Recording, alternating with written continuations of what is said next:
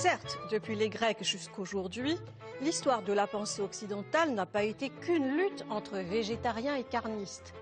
Mais elle a été aussi cela. J'avais envie de raconter cette très vieille histoire, la querelle entre les végétariens qui refusent de consommer des animaux et au contraire les carnistes qui, eux, au contraire, considèrent que cette action est non seulement la plus anodine, mais la plus nécessaire et la plus naturelle. Alors c'est effectivement une longue histoire qui remonte à la Grèce antique, mais qui continue encore aujourd'hui.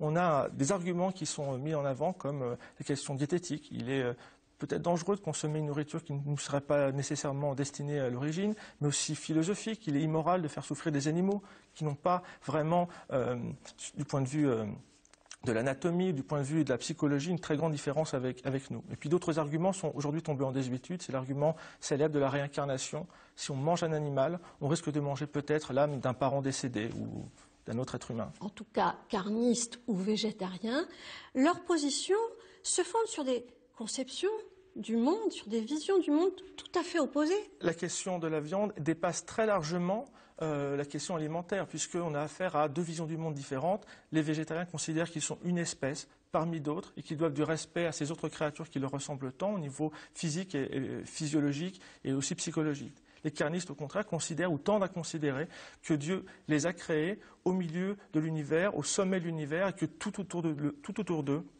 les animaux, la nature leur est destinée. Qu'est-ce qui fait que le discours officiel ne tient pas compte de ces débats? Je pense que l'industrie a un grand rôle à jouer là-dedans. On nous apprend tout petit qu'il faut consommer de la viande quasiment tous les jours, des produits laitiers, des œufs pour être en bonne santé. Et à partir de ce moment-là, on ne peut plus vraiment se poser la question morale puisque la consommation de viande, de lait et d'œufs est une obligation physiologique. Le végétarisme et ses ennemis, un d'essai de Ronan Larue.